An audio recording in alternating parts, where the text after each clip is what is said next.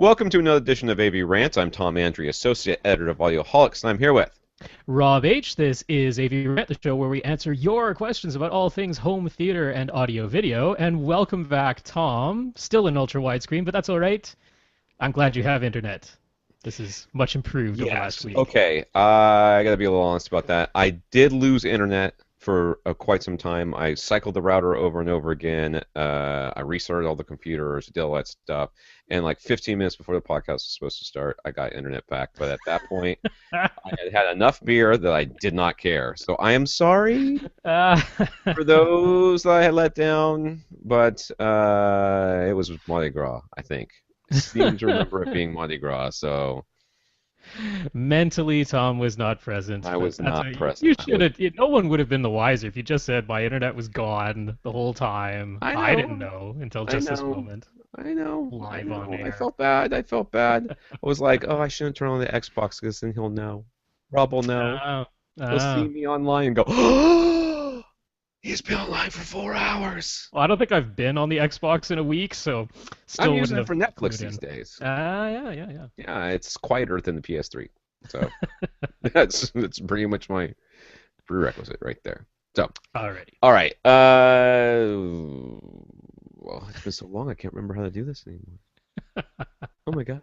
What are we going to do? 1 week off. Well, first of all, we're going to thank Lee Overstreet because he did step in on a moment's notice there last week, which was very, very kind of him. He's like our listener of the month for being that awesome. So, oh, Lee. Thank you, Lee. Always a glory hound, he is, that guy.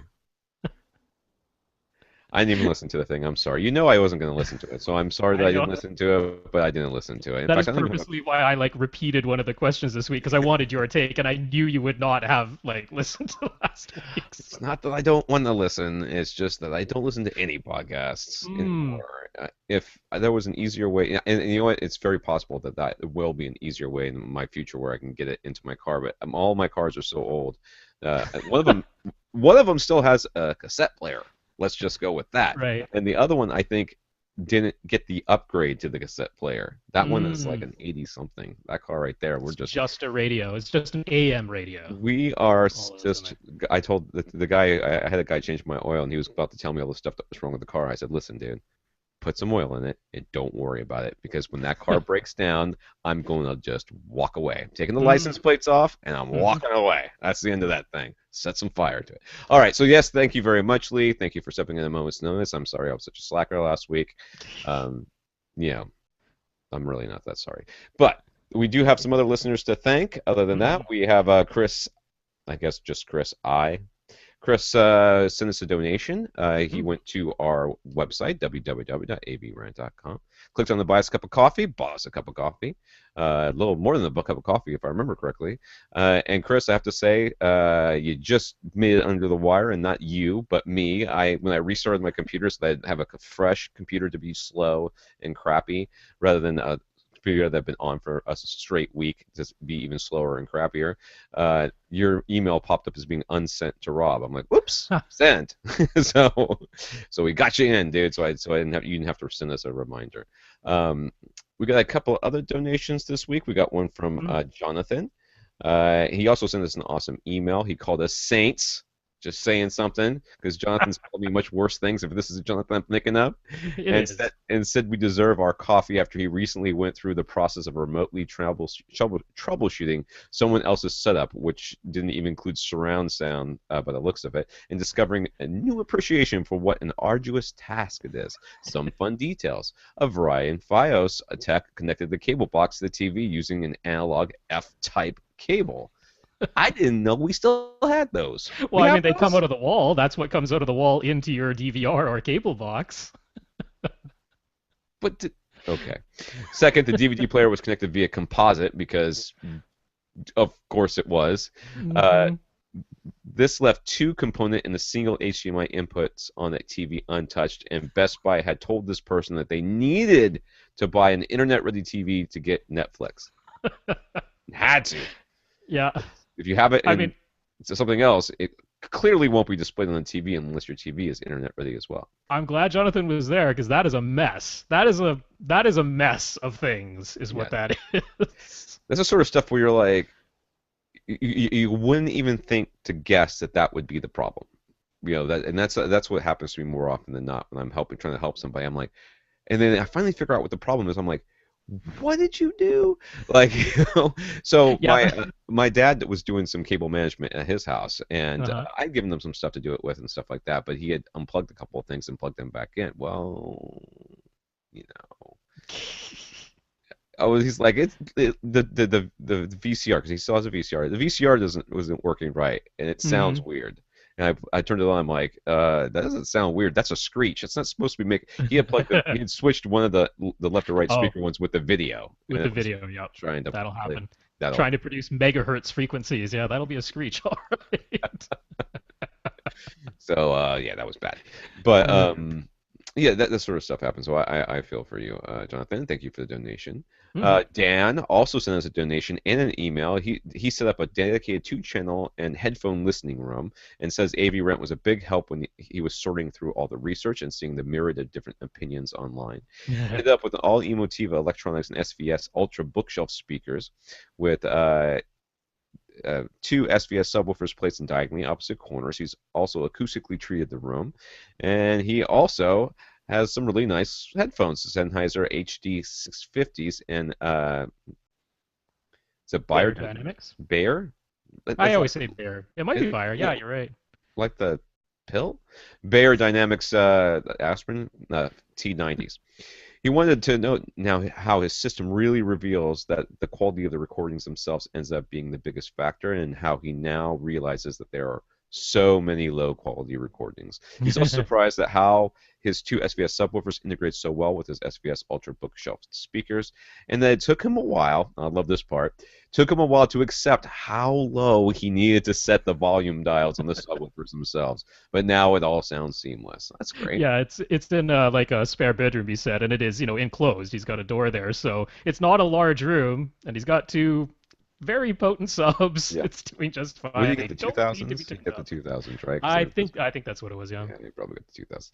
Lastly, he actually bought all of the Emotiva gear before he started listening to AV Rant, so now he's thinking he'd prefer to just use a good AV receiver, even though he'd still only be powering 2 speakers and 2 subs, as that would give him room correction and equalization, which he doesn't have right now. And I know Rob's got his and what's his name's favorite product to suggest, rather than Ray. that. Yeah. Ray's favorite product. That's right. Yeah, well, not necessarily rather than, but just in case he's already happy with what he has and wants to continue using separates, there is a way to add room correction now to any system where you have a separate amplifier at least, and that's Mini DSP, which we've mentioned frequently. They are partnered up with Dirac. Dirac are the makers of a very good room correction and auto equalization program, so We they think. have little boxes that you can buy where you just take the pre-outs from your preamplifier, plug them into the mini DSP box, and then out of the mini DSP box into your amplifiers and into your subs. You can have like your left, right, full range going into the mini DSP. It does all the bass management, all the room correction, all the Dirac stuff, and then can feed 2 speakers and 2 subs. So it's a 2 in, 4 out little box. But the thing is, that little box is $900. So You might when as you well get a consider receiver at that point. yeah, when you consider like you can get something like well the like the X4000 that we constantly keep mentioning, although maybe not for that much longer, given that it is an older model that's been discontinued at this point. But given what you can get for that amount of money, I have to say if I were putting together just a 2-channel system for myself, like that's all it was going to be, a 2-channel system. It would be 2 speakers and 2 subs, and I would go with an AV receiver. That's what I would use to decode and process and power everything because having the extra amplifiers doesn't damage anything, and Unless you're an features and audiophile, in which price. case just being near there Then sends you off an just believe electromagnetic it. interference that somehow takes the chocolatiness out.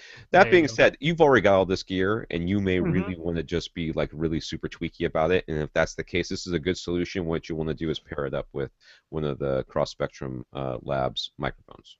So Yeah, yeah, hit because them up for one of those calibrated mics, because he gives it the calibration curve on a disc to you, and that works directly with the mini DSPs. Yeah, because it is the U mic one is the mic that comes from any DSP that works with everything, and Herb over at Cross Spectrum does calibrate the U mic one amps, so that's a great combination to have there. But yeah, it's cool because like they have a 8-in, 8-out Dirac box as well, which is actually $1,000. It's only $100 more than the 2-in, 4-out box. So if you want to do like a full 7.1 speaker system and add Dirac to an existing system that you already have, it does need to have separate amps for it to work properly. But it's kind of cool that it's there because now you can add it to anything.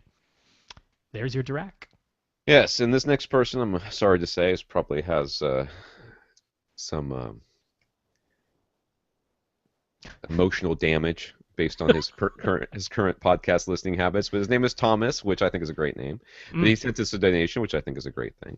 But he's also said he's listened to over 30 episodes of AV Rant in 1 month, which I think is probably indicative of some sort of mental illness, dude. I don't know how. I don't know how you found the time. Number one, number two.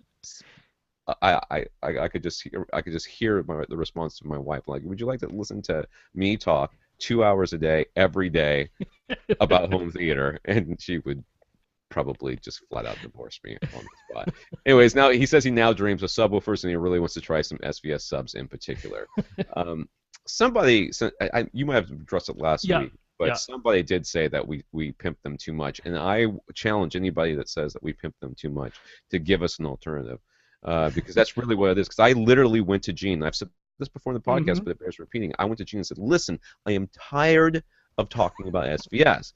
Give me another sub that's like in that sort of price range that we can recommend. And he's like, I got nothing, man. I'm like, there's just nothing out there right now. Right now. Does that mean it's going to be forever? No, I am in no way married to SVS. We don't get any money from them. Doesn't make any difference to me if you buy their subs or somebody else's. We do suggest HSU all the time. We do suggest PowerSound Audio. We do suggest Outlaw Audio, which is just HSU again. But we do suggest these other. And Rhythmic, that's true. We do suggest Rhythmic. And if you have bought a subwoofer, I mean, I have suggested JL Audio. It's just that nobody can afford them, you know. It's really hard to suggest a JL Audio sub, but when it's like no one has come to me and said, I just need it to be small and awesome, and I don't care how much it costs. I'd be like, JL. It's like, 7 speakers and 2 subs or 1 sub? Which shall I choose? Well, no, their new ones are like $2,000 or none. Right? Yeah, the E series, yeah. Yeah, the E series are. So that's my big thing. But yes, Thomas, someday you can try the SVS subs. But as you will hear later on the podcast, just buying the sub does not necessarily mean that you're going to have a transformative experience. Right. Yeah, I did want to say that person just gave their initials RA in their email. I had forgot that last week too. I wanted to mention that. So it did sort of come up, but it was whoever RA is, the mysterious RA. Mysterious RA. Maybe he's the room monitor guy. Anyways, yeah, I would, like I said, just tell me who else to talk about, and I'll talk about them. You know, I'll flat out call a company and say, listen, I'm tired of talking about SVS. Send me one of your subs so I can be impressed, and then we'll talk about you too. Because I'd love to say this or that. You know, the problem is that there isn't a this or that. Once you go a little bit higher in price, then we start saying you can go Rhythmic, you can go HSU, you can go this, you can go that, you can go bigger SVSs if you want to. You know, but when you get into that entry-level price point, there's only one. They've cornered the market on things that go boom that aren't massively huge or massively expensive. Now we have Don, who also sent us a donation. Thank you, Don. And Bob, who wrote a long letter to Gary Yakubian from SVS directly. Gary Yakubian, if you remember correctly, is the CEO of SVS. He also let him know that he heard about SVS and AV Rant, and that he enjoyed the interview that he had given and everything else. Bob went from a pair of JBL L8400P subs to adding a pair of SVS PP1000 subs, 4 subs in total in this room, to replacing the JBL subs with a pair of SVS PB2000 subs, still 4 subs in this room, 2 PB1000s and 2 PB2000s. Ray's over there going, yeah, you're just one sub short of having all the right number of subs.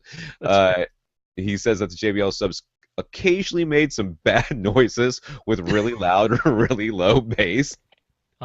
Now that he has the 4 SVS subs, he says he was surprised at first by how everything seemed quieter, not louder, but now he's noticing all sorts of subtle details that he never even knew existed in his recordings, and when the bass does hit hard, it can shake the whole room. So he's extremely happy with the bass in this room now. And, you know, I think this thing kind of happened interestingly, in that like he added the two SVS subs and he put the two JBL subs back in there, and then he started to notice that the JBL subs were making a farting noise. And we've talked about farting noises on this podcast before, and that's what they do. And he's like, I wonder why I didn't notice that before. Well, you didn't notice it because you didn't have anything to compare it to, but now you do. And then now he's gone on to have bass Nirvana. So there we go. Sub in each corner, doing well.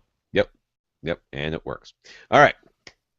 So, from last week, we got some stuff from last week. So apparently you guys think that when I'm not around, an hour is a fully reasonable time of podcasting to go. We did 10 questions, and we didn't even get to Lee's. His little wiener dog had to get going, so that was the end of that. That's a wiener dog. Just throw it outside. It's like literally not heavy enough to get hurt from a fall. Anyways, Dan, Robin Lee somehow missed Dan's second question from last week, so here it is. Dan would like to know if the Marantz SR7008 has audibly better pre-outs than the Denon AVR-X4000. He's also wondering if there's any merit to some of the claims that Marantz receivers and amplifiers are cleaner or better for music than competing Denon or Onkyo units. Now, first of all, they're made by the same company now, so it's really Denon and Marantz are, yeah. Yeah, it's really kind of hard at this point for me to have any sort of to really give any credence, because I even when I went searching for some answers to this question, I would still come across people saying that the Marantz's sounds were warmer, and that I just love that warm Marantz sound, and that's going to be so much better than that harsh Denon. I'm like, you do realize they're just skinning the same. They're all using the same pot of components. Largely so, yeah. So, all right. Applying terms like that to an entire brand, it just doesn't work like that. I mean, if you want to get really model specific, occasionally there are some differences, but it's just, like this whole thing of it just being a brand wide character type thing is just completely untrue. So that's right out the window right off the bat. Yeah. So, dang it, I somehow lost I had some web pages open, but I saw, Gene did the measurement of like the Marantz SR7006 or something like that. Something like that. And the pre-out, it was going down a couple of years. And a couple levels down as far as the series quality series, yeah. And it might have been 6000. It might have been the 6000 series. Like I said, I had it open and it's now gone. Is this it right here? No, that's the Yamaha. Anyways, it had the one thing that he was impressed with was that it had a crazy amount of here it is. It's the Marantz SR6004. So it's quite a few years old. 7 volts RMS unclipped. What? Yes. 7 volts? That's insane. Right, and the third order harmonic component was over 80 dB below the fundamental, which was also very good. Now, when he measured the 5100, it was measuring, and he didn't specify at 0 dBFS, but he said that they were consistently getting on all channels 4.5 volts. Which is, I think, a lot more. Way more than you need. You need like 2. You need 2. Yeah. So now the question here then is audibly better. Right. They should be able to put out the same. I mean, really, you're not expecting your receiver to change the sound unless you're using Odyssey or something like Odyssey. So they both got the same Odyssey. And they've both got the same, they've both got pre-outs that are not clipping or not, strong enough to drive the amplifier, which these should be okay. There should be no real difference there, because then you get into, it's such a small amount of power. There's really, I don't know that I would say audibly better would be one of the things that I would worry about here. I would worry about whether or not it has enough power to drive the amp. Right. Because some pre-outs are so weak that the amp will not come on. It's very rare. Well, I guess that's really weak. That's really weak. Yeah. But I don't know that I would worry about being audibly better. No, I'm sure this is something he's seeing on a forum somewhere or something like that. It has to be. Like I've been following the release of Marantz's flagship preamp, which is like waiting off the West Coast right now with all the port strike stuff that's going on. It's like floating out there in the ocean, waiting to be for sale. But yeah, that's the AV8802, and I've been following that over at AVS, and some guys are getting really technical into it, and really breaking it down and going into all the technical manuals while they're waiting and twiddling their thumbs for the thing to arrive. And like there are examples where I mean, this is like their full-out flagship, right? So you can actually see like the little preamp circuits and how they are slightly larger and using slightly higher-end capacitors and stuff like that than the AV receivers that are in the same lineup. And Marantz even showed like, this thing has crazy signal-to-noise ratio. It's like 136 dB signal-to-noise ratio or something like that coming out of the pre-outs of the AV802, and their AV receiver is like 120 signal-to-noise ratio. So there are measurable improvements. It is possible to have a quote-unquote cleaner preamp output. That is like a technical possibility. But will you ever hear that? Like, probably not, because 120 dB signal-to-noise ratio pretty much covers the entire dynamic range of human hearing. So going beyond that is like, yay.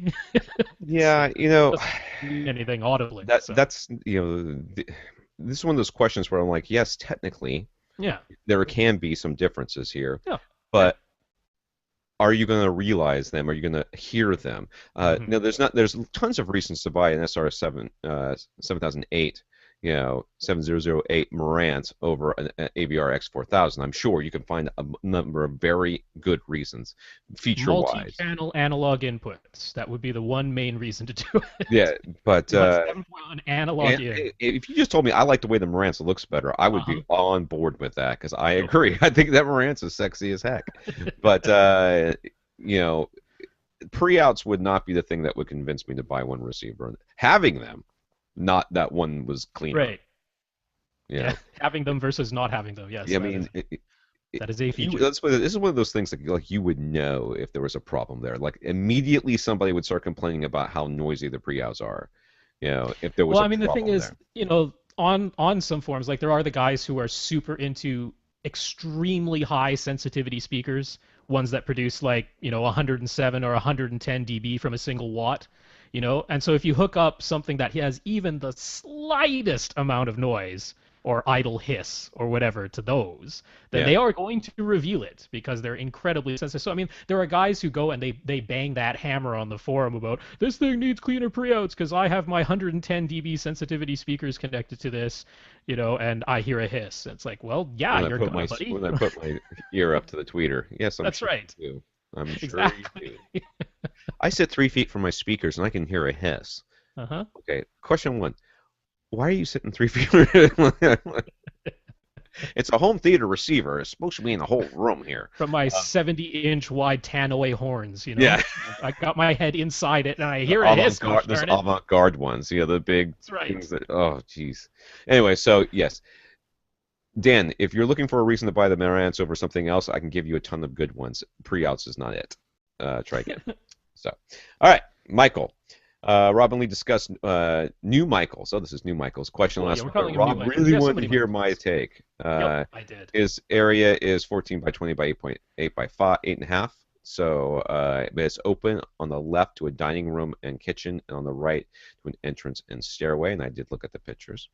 Good. He currently has one HSU VTF2 subwoofer and several sofas to give him enough seating. He is finding the bass response very uneven. So he would very much like to add a second subwoofer, but the placement of the 2 subwoofers is a tricky problem. He'd like to know what we would suggest. Looking at his room, the problem is you want to put one at the front and one at the back, but it's kind of hard to see where that back one would go.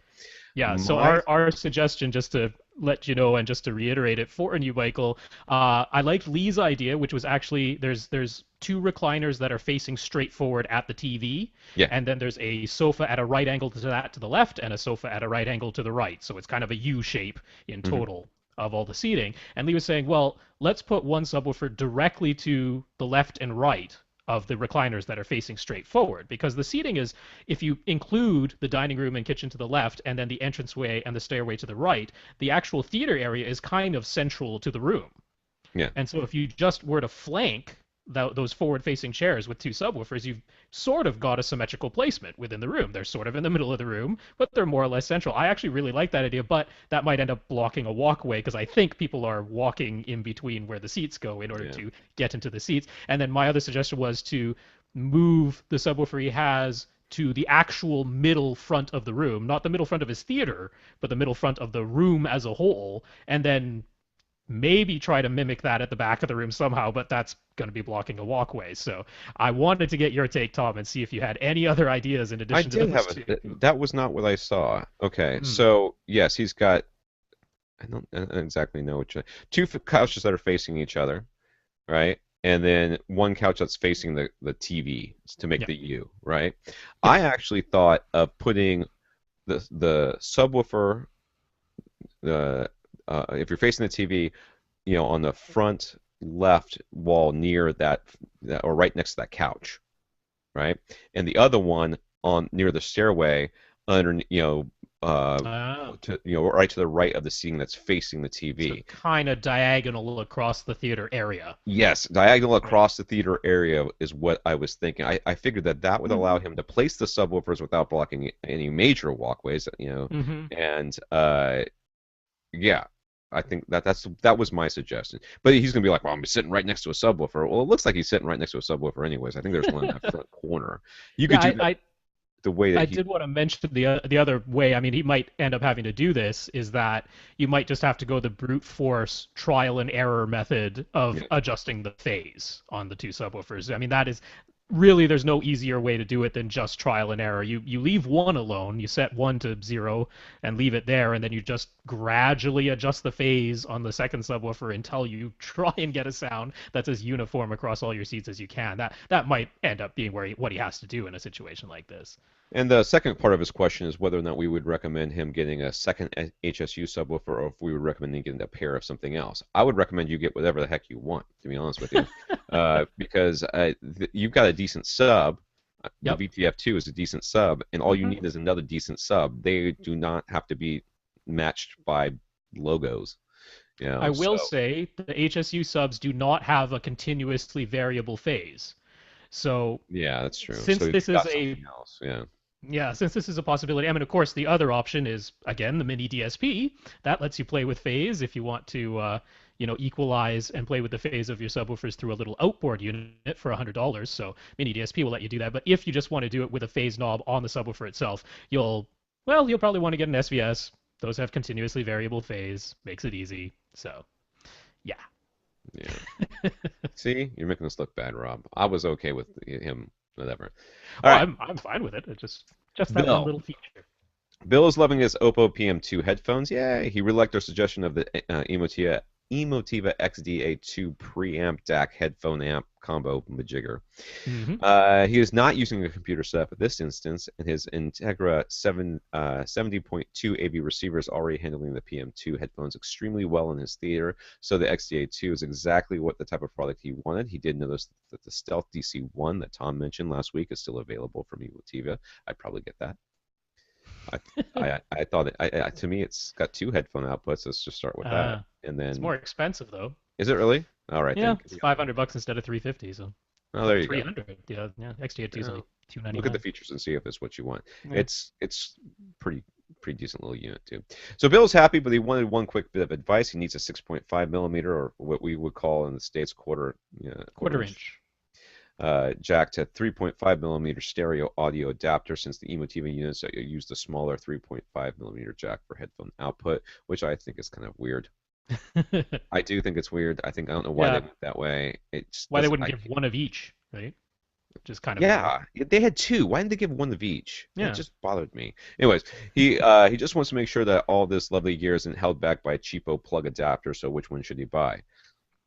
Okay, with headphone adapters in particular, this is for me a pretty easy call. The thing is that the cheapo ones are gonna kind of wear out faster, and then you're gonna start, when the adapter's not working right, you Hmm. hear crackling.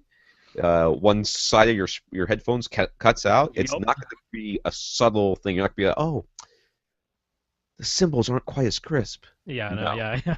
that's not going to be it, dude. So you get one, you buy one that's quality, not because it's going to sound the best and it's going to hold the back everything, but because it's not going to wear out. So Rob's got a suggestion. Yeah, I mean this is ridiculously overpriced. I think it's like $16 or something like that, but it's from Sennheiser. I mean, I recommended it just because this is one I have and it's never failed me and it's worked really nicely. And I have one of the things is when you're going from the 1/4 inch plug, that's the big sized headphone plug, to the little 3.5 millimeter plug, if you just use the ones that are just one solid barrel that plugs on there, it can put quite a bit of strain on the little 3.5 millimeter plug that you're plugging the thing into, because you got this big sort of barrel plug thing going in there and it's a little bit janky. So I like the ones that are like a pigtail style, so you have the plug where the 1/4 inch jack from your headphones goes in there and then it gives you a little extra bit of cable so for some flexibility, and then you can plug the little 3.5 millimeter jack in that way. So this is a Sennheiser one. It's $16 on Amazon, which is a crazy price to pay for this, but if you never have to buy another one again and it never wears out the little jack, then it's not so. I mean, he bought $700 headphones, so I don't think he's gonna like freak out about $16.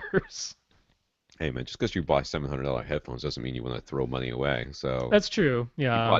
He bought 700 well spent dollars on headphones. So yeah.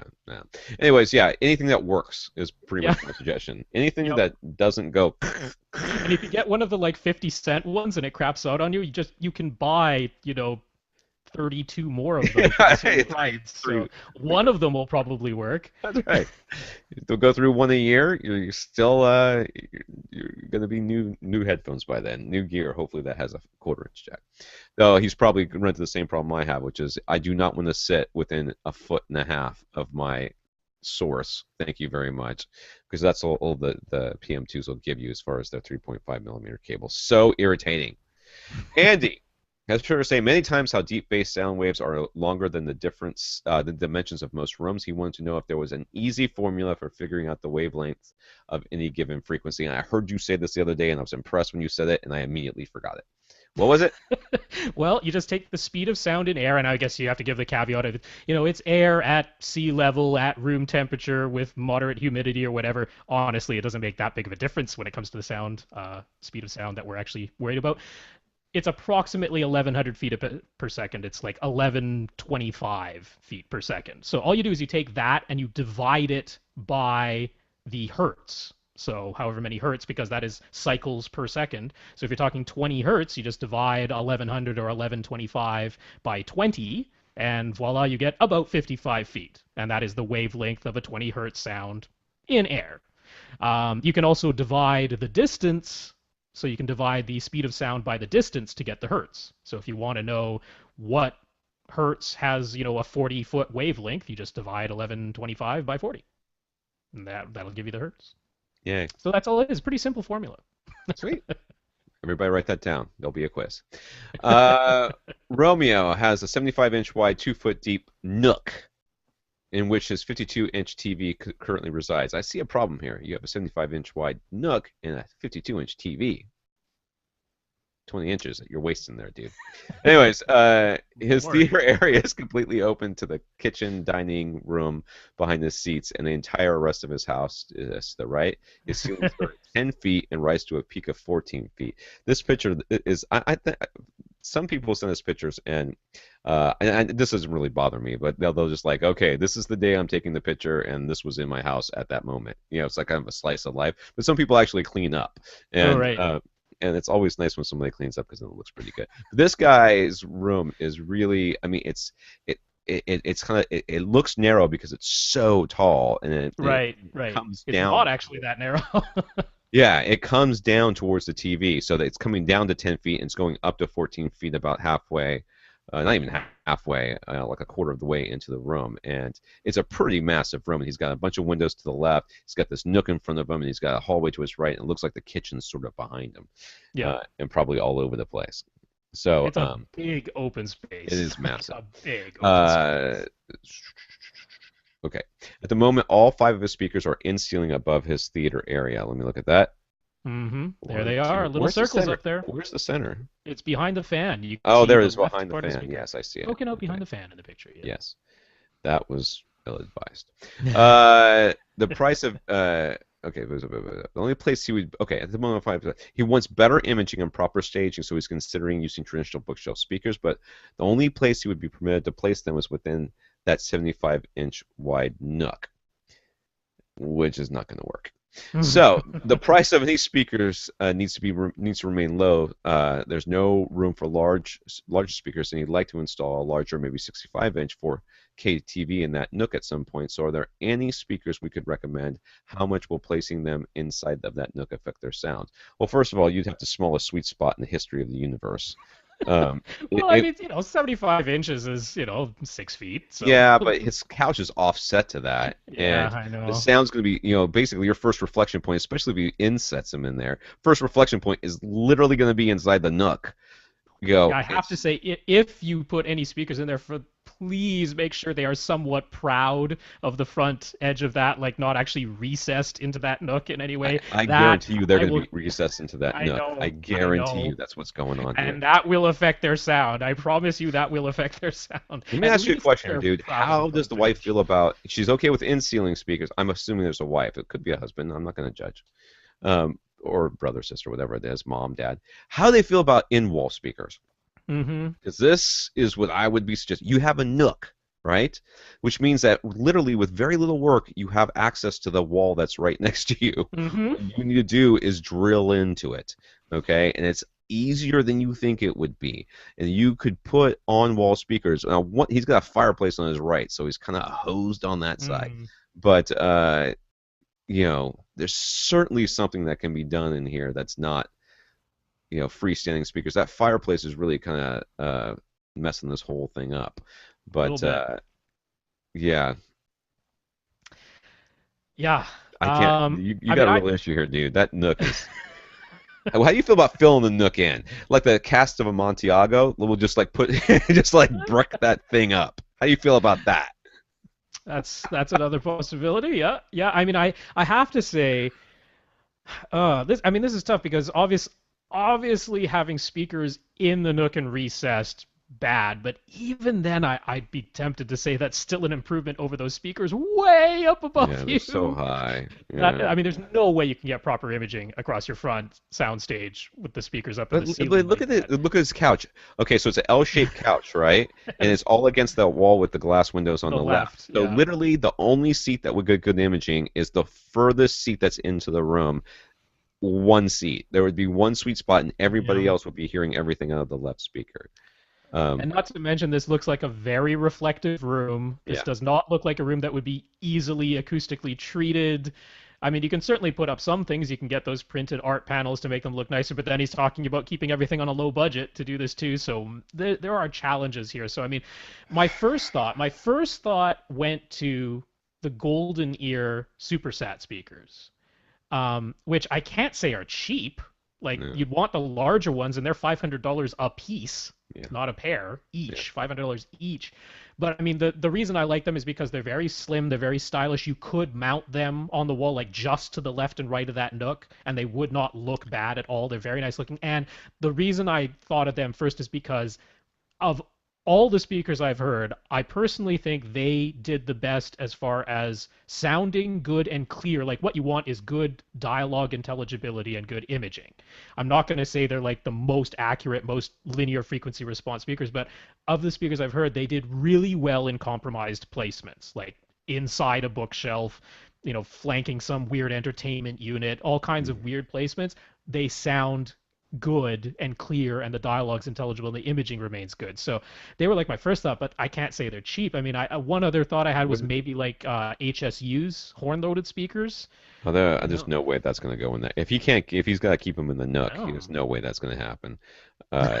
Those boxy, ugly things is just I bet that's a non-starter. Now, I'm going to make a kind of radical suggestion here that Rob's probably going to hate, but if you were to go with smaller, you're thinking like what he's talking about with the Golden Ears, wall-mounted speaker, you could actually mount one so that you mount one right up next to your right outside the nook, or maybe even on the inside of that nook, but facing out on the right side, and the left one you mount outside of the nook, like over by where that stupid bush is. right? Yeah. So I said it was a little crazy. I said it was a little crazy, right? But bear with me. Okay. There's some method to my madness. All right. Okay. So now you've got your speakers properly placed for the seating area, but not necessarily where the Ah. not The- necessarily where the TV is. Now, if you're going to want to get that center image near the TV, so you're going to want to put that center image sort of underneath that TV, but that's still kind of, if you offset it slightly, sheet it slightly to the left, still going to be kind of okay. Now, the reason I'm going through all this, the reason I'm saying all this, is Uh-huh. because the ultimate idea is to get a drop screen. Ah. Get a drop screen, and then when the lights go off and it's dark outside and you want to watch a movie, you drop a screen that goes right over the top of that nook and a little bit to the left of it, and booyah! You got a home theater, buddy. Now I have one other thought. What if Don't do anything Tom just said.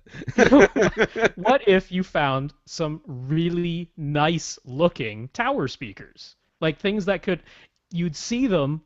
The whole point is, instead of trying to have speakers that you're not even going to notice are there, make them something attractive that will fit the decor of your room. I mean, if that's a possibility, but again, trying to keep the price really low. I mean, obviously, I'd think of like EMP Tech. That's not like the super low price, but as far as good towers, that would actually contend well with the size of your room, because Yeah. those towers from EMP can play very loud, and they're really nice looking. And as far as getting something that looks that nice for that price or anything cheaper, I don't think it can be done. But I was like, that's the only other thought I have, is like make them look nice so that you can have them there and you'll certainly notice them. But And if you're attractive. into something that's a little bit more modern-esque, you don't want Mm-hmm. something that's all red burl wood and stuff like Right. that. Yeah. You can find slimline speakers that are very small that sound very good. EMP used to make them. RBH Yep. used to make them and stuff. And you could even look. I mean, well, you said cheap, so that you're really limiting this here. But those Martin Logan ones that look like pictures that come off the wall that are wall mounted. Oh, Which okay. ones? Is that Martin Logan or is Isn't that that Magnapan? It's Magnapan? Magnapan. It's Yeah. Magnapan. Those ones right there, they like sit on your wall. They look like pictures, and they come Dude, out. I don't know if I'd go for those Magnapans though. They are not efficient. You would need like a 3,000 watt amplifier and you'd explode them before they got loud enough for that room. Perhaps.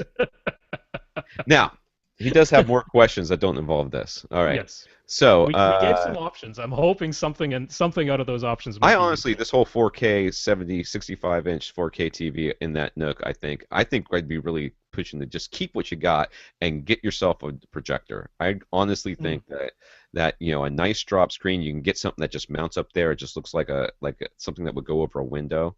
What's that Mm-hmm. name? Valance, something like that, Yeah. right? And you can even have it painted the same color as your wall. It just looks like something sticking out, and all of a sudden, boom, screen comes down, booyah! Mm. And you kind of live with your speakers for your TV, but then they're set up properly for your projector. That's my thought.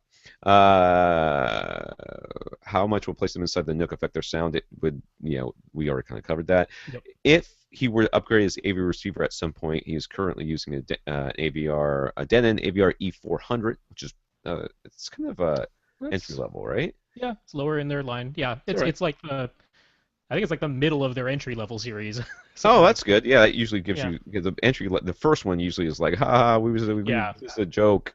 This is what we made to go with our home theaters in a box. He could make use of it. Could he make use of his in-ceiling speakers for Dolby Atmos? Now, Yeah. technically, Dolby would say no because they're too far to the side. They need to be more in line with your main speakers. Okay, Pshaw. but we say go for it. Yes, Oh, yeah. I would definitely not cut those wires and just tuck them back in the wall. I would not do that. Nope. I do want to once again reiterate: if you go with in-wall speakers or wall-mounted speakers, you can put your gear in that Nook, cut a hole to the side of whatever little entertainment you have in there, and then pump the wires through the walls fairly easily. Mm-hmm. I really recommend that you explore that option because you got to get those speakers out of that Nook, dude. Okay. Now, if that's not possible, well then we come back and we will make some more suggestions. Let's see. Michael, last week we talked about using PS3 to look up the bit rate and resolution being streamed by Netflix. Michael told us that Netflix has their own test stream to show you what bit rate and resolution you can receive using any playback device. Just search now write this down, get a pencil. I'm witty. It's Gotta a give them a chance. podcast. I You can hate it when they pause start if you talking about want stuff to. and I want to get something I'm like driving or something like that, and they're like, "Oh my God, where's the pen? I gotta get my pen."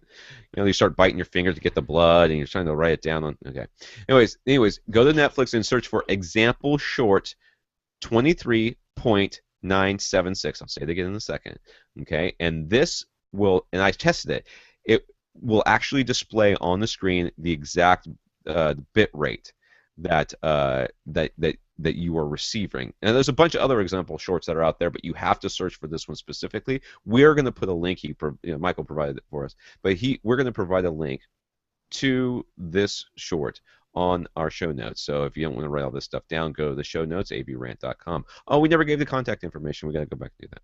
Now, it is example short 23.976, okay? And you search for that, and you will be able to see this bit rate. And I immediately went and tested it out and then added it to my queue because that's awesome. And I don't know what bit rate I'm getting with the Xbox, the Xbone, Right.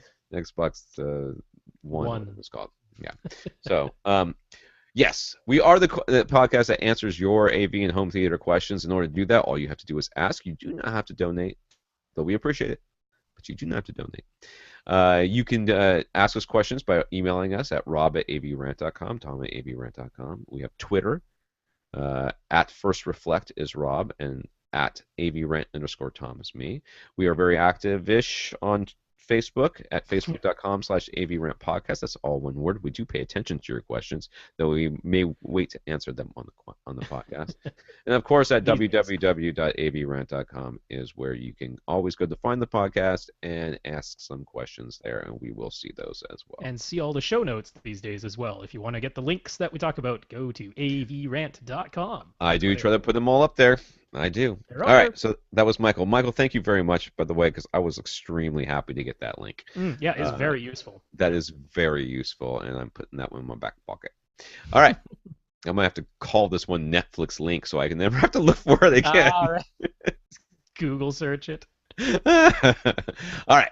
Karl has an expensive CD collection, but no longer has a dedicated CD player. He's just been plugging his iPod into the USB port of his Denon AVR-X4000 AV receiver, or using AirPlay.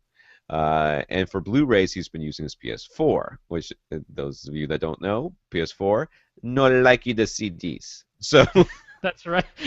They said, like way back when it was announced that both the Xbox One and the PS4 would for some reason lack the ability to play CDs, just regular audio CDs, they said, oh, there'll be a firmware update to let them do it. Now, Microsoft did release an app. I mean, it's a separate app. You have to launch an app to play a CD. Ridiculous, but it plays CDs. For some reason, the PS4 still doesn't play CDs. I don't know. It's Sony, for Pete's sake. Anyway. I don't know. I thought it was weird I had to download an app to be able to play Blu-rays on the Xbox. Yep. Which I thought was odd. But I will say this. It's still faster to download anything on the Xbox One than it is to do anything on the PS3. Like, when you start an update on the PS3, go make a sandwich and take a shower, because you've got some time. All right. I got to say the PS4 is a little better on that front. It can't be worse. If it was anything worse, it would start off with before it did every download. All right. Anyways, here we go. Sorry, Karl, we got a little off base there. Recently, though, Karl, he's talking about a CD collection. Recently, though, Karl has wanted to do some more critical listening. He's concerned that playing his CDs by ripping them into iTunes and then using AirPlay on his iPod might be degrading the fidelity. Well, Karl, if it is, it's because you didn't change your settings on iTunes. Let's start with that right there. So first thing Karl needs to do, and everybody else as well, is go into the settings of iTunes and see what the default is, because the default is something horrendous like 128. If I remember correctly. I think they default to 256 AAC now. 256 kilobit per second AAC, I believe, is the default in the import a CD settings. That's what we're looking at. It's the import a CD settings, and that's what it will default to. So if you have not gone in there to change it to something else, now if you're to think that 256 is fine, well then you're fine. If you want to have if you actually want to get the 10,000 songs that they promise you onto your iPod, you will need to lower that to 128 or 64. And don't do that. Don't do that. Please don't. Not even if you're honestly, I mean, I have a heck of a time telling 256 apart from just the original CD. Like, I honestly do. I have done it in the past. I've like really listened on very resolving headphones and eventually been able to tell 256 kilobit AAC from the original CD, but I have a heck of a time doing it. So if somebody told me, hey, I'm ripping my whole CD collection to 256 AAC and I think it sounds fine, I'd be like, yeah, I got zero problem with that. But it is a loss E codec. It is throwing out some information in order to shrink the file size. So It is. That's true. And I lost my thing. All right. So you want to probably change it to 320 or higher. I have Apple lossless. It means that I have. If you look at how much stuff is on my computer, it's almost all music, just because of everything's being so massive. Because I have Apple lossless on there. Now, it still does shrink the file size slightly, by about half. But it's not nearly what it would shrink if you had done something else. So yeah, it's fine. Now I rip all my CDs at 320 kilobit AAC. I mean, I'm an audio snob and I don't care about lossless. I'm like 320 to me is indiscernible. I have never been able, in a blind comparison, to be able to tell 320 from the original CD. I can't do it. So I'm the only one I care about for my own music collection. And Lord knows the people who don't care nearly as much about audio as I do in my life certainly don't care about that. So I'm fine with 320 kilobit AAC. To me, that is like, it's fine quality. Yeah, I did lossless because I started with lossless, and I just was like, you know what, I'm that this way I never have to worry about it. I never have to think. I wonder if I, whatever. Now, it doesn't mean I don't have lossy stuff in my collection. I do. Anything I bought from iTunes obviously is lossy. I've got stuff from like the 61, which was free downloads I got from them. That's all lossy. That's all. Some of it's kind of crappy lossy too, but it's what it is. I usually listen to in the car anyways. Yeah. So, yes. Oh, so anyway, poor Karl going off the base again. So he wanted to know if we recommend that he buy a dedicated CD player. He was also considering getting an Oppo Blu-ray player that could also act as a CD player as well, of course. They wanted to know if he'd see any visual improvement versus his PS4. I don't know about your PS4, but I can tell you versus my PS3 that Oppos were better with DVDs. Ah, right. Upscaling. Upscaling is where you will see the improvement. Now, I don't know about the PS4. I can't tell you anything about that because I've never used it. I have noticed the difference between my PS3 Blu-rays and my X-Bone Blu-rays looking pretty much exactly the same. So I haven't really noticed anything there, except that the Xbox One is zippier, so I can get to stuff faster. But that's about it. You may see an improvement in your DVDs. I do not think you will see an improvement in your Blu-rays. No. But even then, it's probably going to be, at this point, if the Sony can't get the PS4 to do 3.2 pull down and everything it needs to do, well, then... Well, I guess I could kind of believe that, to be honest with you. Yeah, because they didn't put a CD player in the PS4. So yeah, at this point, I can believe they didn't put great DVD upscaling in there either. That's entirely possible. It's impossible. It's possible. So the question, because right now he hasn't said anything about. He's got Blu-rays and CDs. That's the only thing his question's about. Right. So if that's all you've got, well then, you could get a dedicated CD player just by itself. I think Emotiva makes a dedicated one, didn't they, for a while? And that's kind of... Yeah, but it's so unnecessary. Like, the weird thing is dedicated CD players these days, things that do nothing but play CDs, no other discs, are like way more expensive than... I mean, you can just get any cheapo DVD player that has an optical output. Yeah. Right? As long as it has a digital output, then the data is just coming off the CD in digital form. It's being sent out of any disc player in digital form, and now it's up to your AVR-X4000 to turn that into analog, which it will do just fine because that thing has perfectly fine DACs. I mean, a lot of times what you're paying for in a standalone CD player is like really high quality DACs because people expect to only use the left-right analog outputs from their CD player. Totally unnecessary. As long as you can take it off the disc in digital form and send it out of the player in digital form, your AVR-X3000 can handle all the rest just fine. So I'm like, if you need a player to just play CDs, like, get the cheapest DVD player that has an optical output that you can find. It'll probably be like $30, and off you go. You're fine. He's right, by the way, in case you're wondering. He's dead right. But poor Karl just wants a maximum audio and video quality without wasting any money on unnecessary purchase, but he's willing to spend up to $500 if it'll be worth it. Okay, $50. You can spend $50. The other $450, save it for really. So. Yeah. I mean, the thing, like the Oppo player, if you want to get into SACDs and DVD audio Yes. discs, I mean, then it's fine because it's a great universal player. It will handle those, and obviously not every disc player will handle those formats.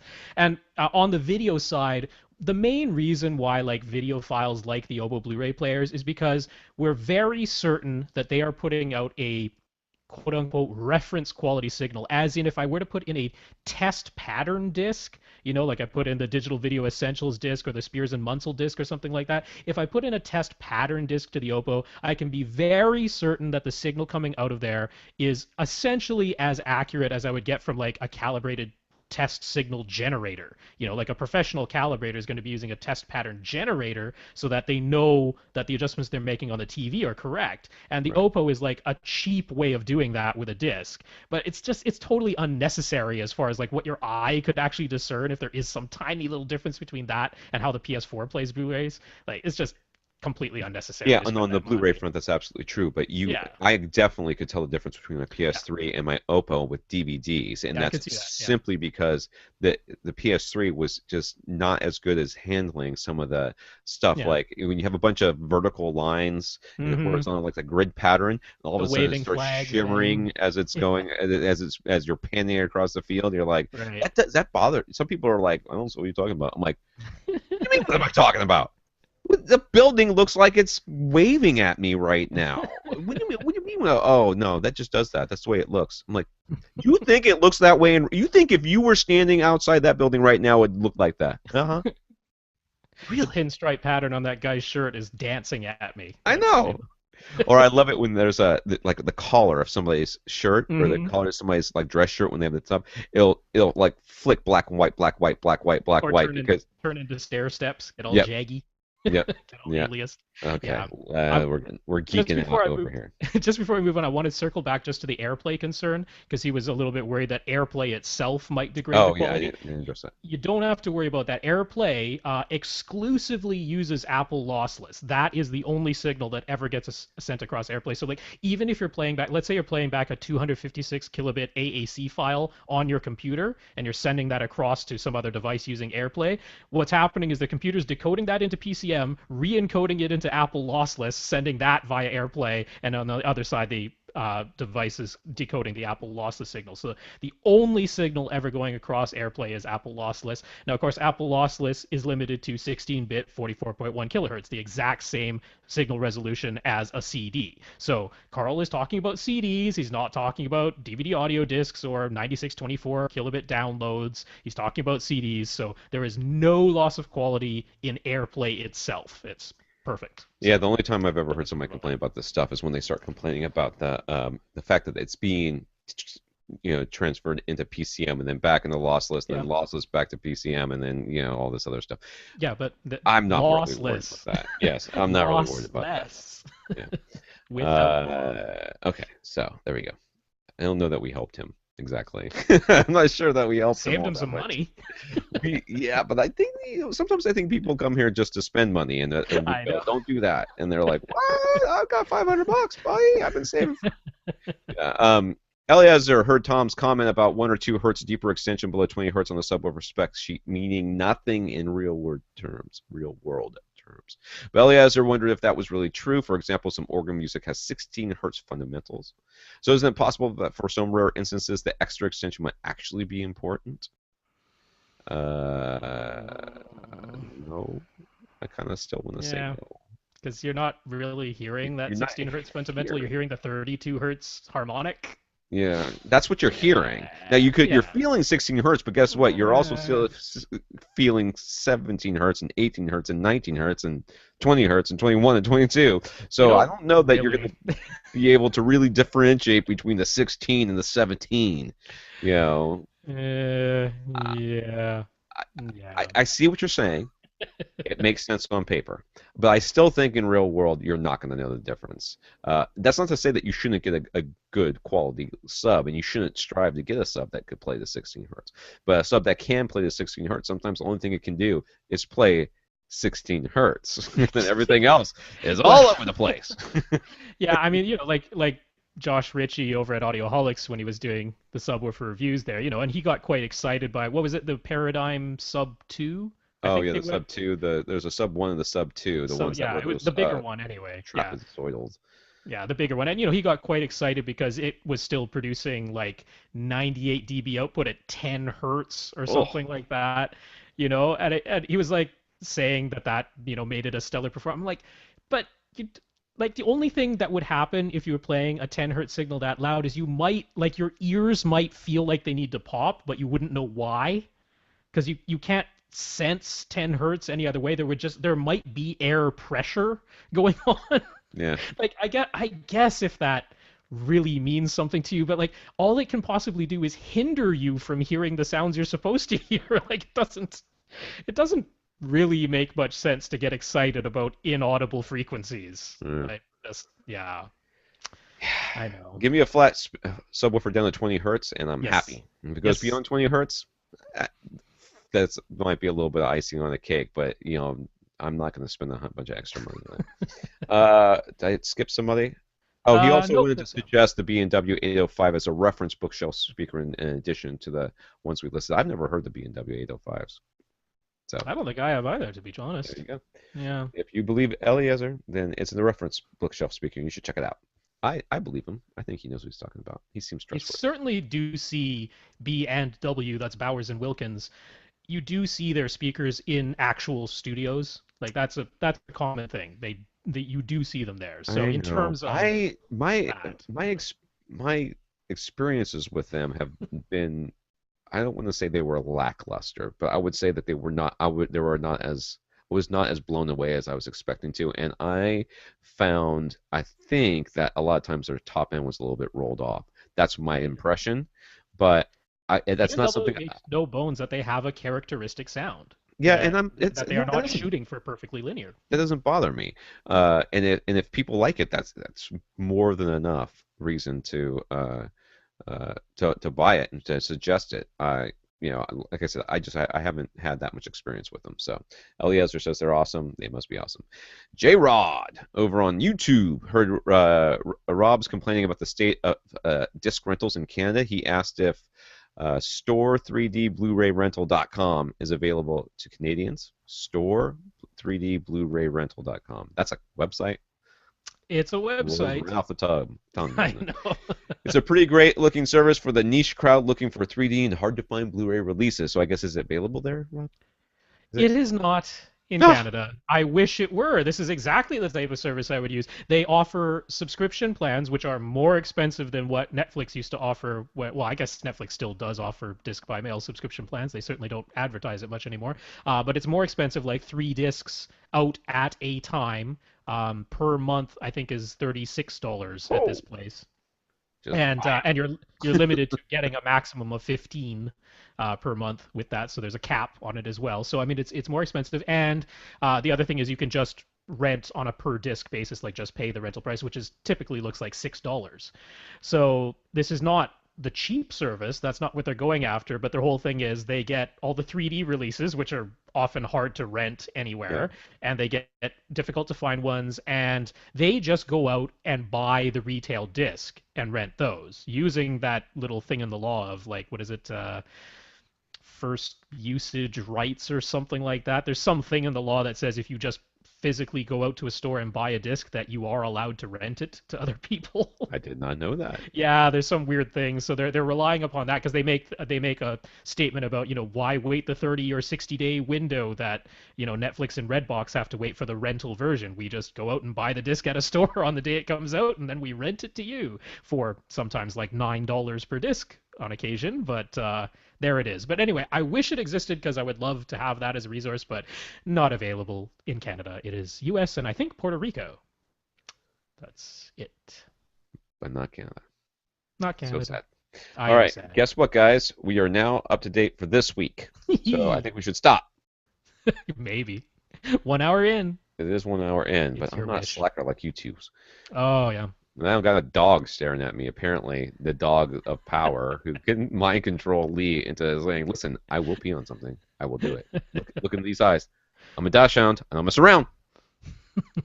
All right, we'll do a couple more questions, and then we'll go.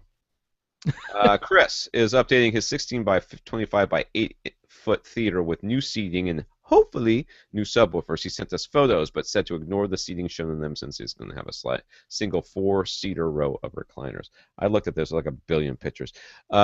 He's got a very nice theater, but it is like if you mention this, it's sort of like it looks to me. From what I remember, because if I try to open them, it's going to take forever, and maybe my computer will slam shut down. But it looks to me it's like a sunken room, right, like off of the main house. Mm-hmm. So it was like somebody added on, like took their porch or whatever, and like turned it into a home theater, and it's sunken in. But it's really well done. He's got a nice big. He's got a projector or TV. He's got a TV, right? I believe it's a TV. Yeah. Yeah, but he's got room treatments, like his first reflection points, and they're all very kind of like Art red deco. and gray and black, and just it looks really, really good. Okay, the problem is that the back of his theater is open to the rest of his house. A great room and all the way upstairs, which I imagine now that he lives in the McMansion.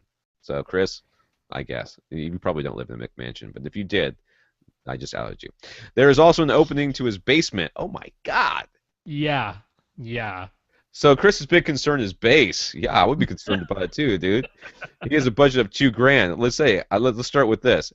Spend $2,000 of that building a wall and a door to this place. Cut it off for the rest of the house. He specifically said that is not happening. There is no closing off this room, so that is out. All right, he has a budget of $2,000, and the theater is pretty much just for movies and video games. Very little critical music listening.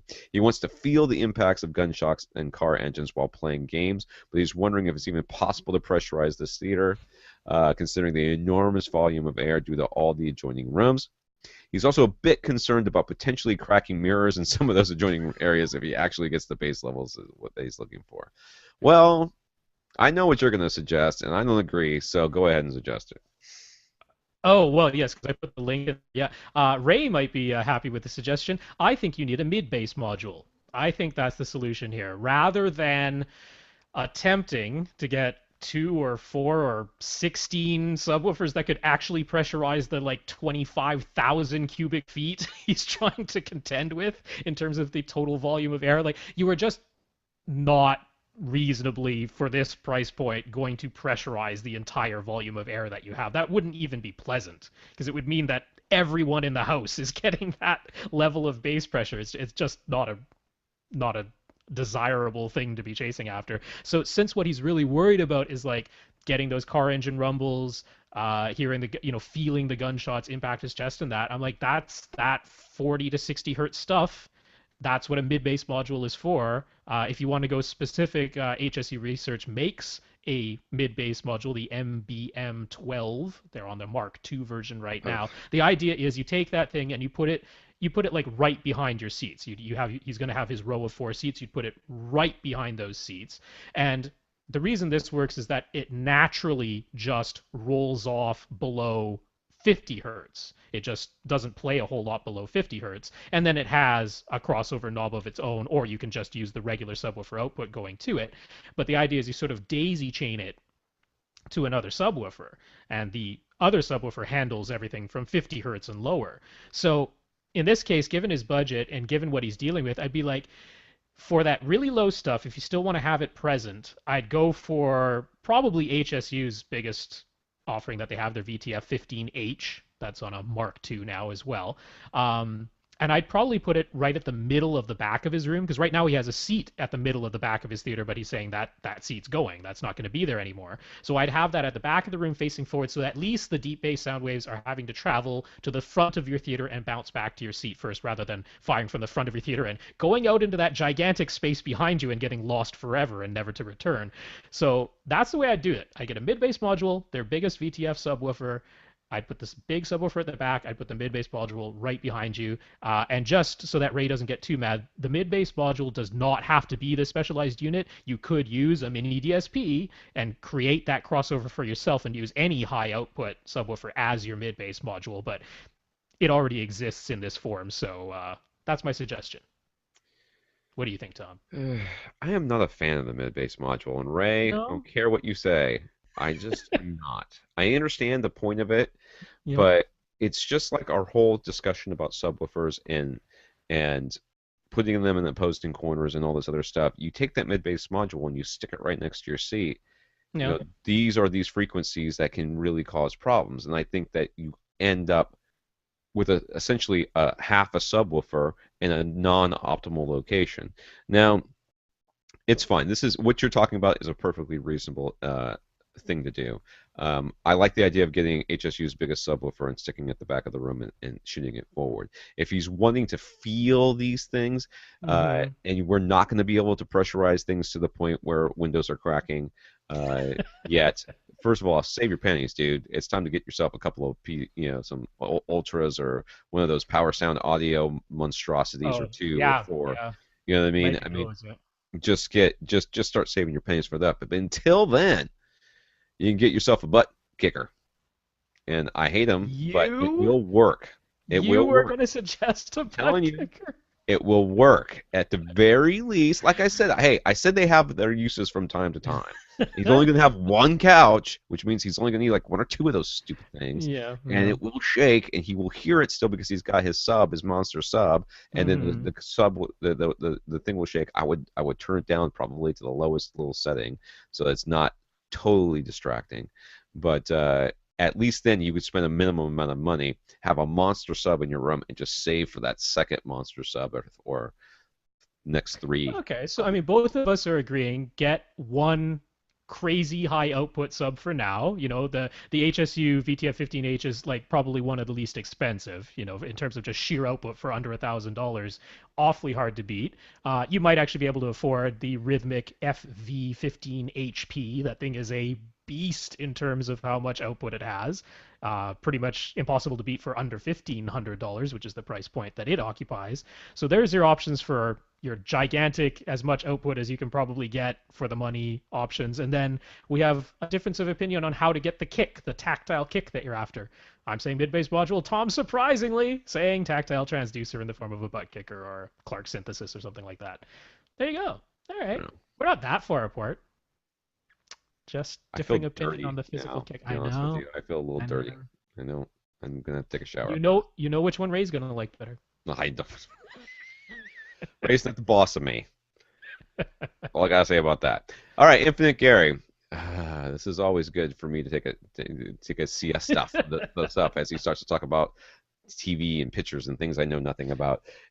You would think I would have absorbed some information just by hearing you say it so many times, but it has not sunk in. I'm trying. It's not All your right. milieu. It's not really, but Clint would be all over this if he was around. Mm. Gary had more to say about the impending introduction of content using DCI-P3 color space, which is that what again? Is That's that? the Digital Cinema Initiative. So when you go out to the actual movie theater, Oh, this right, is right. the color space that you're seeing on any digital projector at this Yeah. point. All right. First, all current Blu-ray players, Blu-ray and HDTV content uses the Rec 709 color gamut, 8-bit color, and standard 100 nit peak light output. So what? So if we start buying Ultra HD displays that are capable of a wider color gamut, 10 or 12 bit color and higher, 1000 nit or more peak light output, how will these displays handle all of this existing content? Will they have a mode where they just show HD content accurately, or will they upsample all and interpolate everything to expand HD content to the full capabilities of display? That's the first question. It seems to me Yep. that now my guess off the cuff here is that it's just it may have a an expanded colored option, which we're gonna almost certainly say you should probably just turn that off and just go with the straight what's on the disc, because Yep. that interpolation or stuff is just gonna, it never works out the way you hope it will. So, I mean, I can almost guarantee there will at least be a mode that will take all the existing HD content that we have, which obviously is a lot of content at this point compared to the amount of Ultra HD content that we have right now. It's just astronomically high ratio there. I guarantee almost all Ultra HD displays are going to have an optional mode that will try to interpolate and will try to expand the Rec 709 gamut to whatever the entire gamut of that display is, which might be even wider than P3. That's possible, but I'm sure they're going to try to expand it. I'm sure they're going to try and do something to give you pseudo high dynamic range with higher peak light output. When it comes to the panel itself being a 10-bit or a 12-bit panel, that is going to have to be up sampled and interpolated in some way, because the panel itself just has no way of understanding anything else other than being a 10-bit panel. But the thing is, we've been doing 10-bit and 12-bit processing inside of regular HD TVs, instead of regular 8-bit HD TVs, for ages. So that particular part I'm not worried about. I'm not so worried about color bit depth. But I mean, obviously, I think what'll happen is, sites that do good reviews, HD Guru, CNET, the rest of them, one of the things they're going to be looking for is, when I watch traditional HD content on this Ultra HD display, is there a mode where I can see the correct colors and the correct dynamic range? That's going to be one of the things they're looking for. So I'm sure the companies we've relied on to this point, like Panasonic, probably even Samsung, because they actually do a good job of adhering to standards over there, even though they go crazy with their naming and stuff. So I think it's just going to be like that. We'll have to make sure, because there will be displays that will just interpolate everything. I'm pretty sure that's going to happen. There'll be some that'll just be like, look, we have more colors. Let's use them all the time. I'm guessing too. We're probably going to end up with player. This is going to be a lot like with DVDs to Blu-ray. I mean, we were just talking about this with, oh well, if you're going to be playing DVDs, you should get an Oppo because it does a better job upscaling it. Whereas the PS3 doesn't do as good of a job. We're going to have the same sort of things, because at this point, if you got if your TV is good enough, you don't need a decent, all you need is a player that will send out the signal in the raw mode, and then the TV can do it. But most people, what they have is a source that converts it to whatever it's going to go to, and that's what we're going to have. And I think that's what we're going to end up having here, Gary, is that same sort of thing where it's going to within the display, within the player. That Ultra HD player that's going to have it's going to be able to accept, hopefully, DVDs. Maybe as a Sony, it's certainly not going to accept CDs. So hopefully DVDs, and then we'll see, Blu-rays and all that other stuff to go up to. Reasonable concern, though. Second, we do already have some HD displays, including the projector that Gary owns, that are capable of producing a larger color gamut than the REX709 and higher peak light output. If we play Ultra HD content, poor Gary. If we play Ultra HD content on such displays, is there really no way to make use of these capabilities? Is it really all just because of HDCP 2.2 copy protection? Yes, it really is. We had a similar question last week, so that's why it's like, it does seem like kind of a waste in a way, if you have a display that's capable of showing more, and now we're finally going to get content that actually has more color and wider dynamic range and stuff encoded in it, then why the heck can't I use those abilities of the display I already have? But it's because the display you already have has no way of accepting that signal. That's right. The reason. Is it fair? No. Does it make sense? No. Who do we blame? HDMI. All right. That's who we always blame, because it's always their fault. Now, finally, how are average consumers ever going to see an accurate demo from a dealer or in a store that really shows a difference between REX709 and DCI P3 color? Well, I can tell you the big box stores, it's never going to happen. They will not care less. What they will care about is high dynamic range. I guarantee you Best Buy is going to have a display with standard dynamic range and high dynamic range on two TVs side by side. And I guarantee they're going to have that set up, because high dynamic range is a really obvious thing that anybody with functioning eyes can see. And it's actually a compelling thing, too. So, I mean, there's your selling point. High dynamic range is what's going to sell Ultra HD TVs. More than the resolution, more than the expanded color, certainly more than going from 8-bit to 10-bit. It's going to be high dynamic range. That's the selling point. So you'll see those demos. Guarantee that. The color, I don't think... Color gamut is not a selling point, dude. It's just something to do. They're going to say most accurate colors. The same colors you get in the movie theater. Just think about that. Just think about that. The same colors you get in the movie theater. How many times have you been in the movie theater and gone, this don't look right? Or this doesn't sound right? Like, I don't think that it sounds as good as a movie theater is a selling point. For me, it's not. Or, how many times have you got the Blu-ray, you saw the movie in the movie theater, and then you got the Blu-ray and you said, oh, these colors are so much worse. like if you actually did see them side by side, you might see some differences, particularly in the really saturated reds, the really almost fluorescent kind of greens, the really purpley type blues, because that's where the gamut has been expanded. It's been expanded in all those areas when you go from Rec 709 to P3. But I mean, I rarely look at a Blu-ray and go, "Oh wow, these colors just look horrible compared to what I saw in the movie theater." It just isn't the case. So yeah, I don't think expanded color is really going to be the selling point. I'm glad it's happening. I think it makes perfect sense. All the Yeah. movies already It's exist going to be in a P3 bullet color. point at best. Yeah. You care about it, and I care Yep, about it, I care about and it. Rob certainly cares about it. Mm-hmm. We've all established that. Okay. He has made that abundantly clear. But the rest of the people on this planet are like, oh, okay, whatever. Yes, it's got colors, right? It's not black and white. We're good. All right. Yeah, I mean, plenty of people are using the, like Gary is saying, there are the current HD TV displays right now that are capable of showing more colors than Rec 709, and all of them have a mode that allows you to blow out the colors of all the HD TV content to make use of that full spectrum of colors. And some people watch the TV that way because they go, oh, look at how red the reds just got. I'm like, but everyone's skin is the wrong color. But look at how red the reds are. So yeah, I mean that'll be an option. It'll be an option. I was watching a couple of people the other day at Sam's standing next to because the display of TVs is right near the front door. So you walk in and there's the display of TVs, right? And I'm walking there and these people are looking at these TVs. They're just looking back and forth like this, and it's clear. Like I know this stuff, right? And I'm looking at these TVs and going, first of all, they either all look like crap or they all look exactly the same. It depends on how close I'm standing. Okay, the closer I stand, the more like crap they look. The farther away, the more they all look exactly the same. I have no idea how people choose other than by price point. No idea how people choose because I certainly could not choose by standing in a store with fluorescent lighting. It's just impossible. It's impossible to shop that way. It would be like trying to shop for vegetables without being able to see or touch them. Like, well, I don't know which one I want. I want the one that's not rotten. Like, right, sorry. One of them's rotten. You can clearly smell it, but I won't tell you which one it is.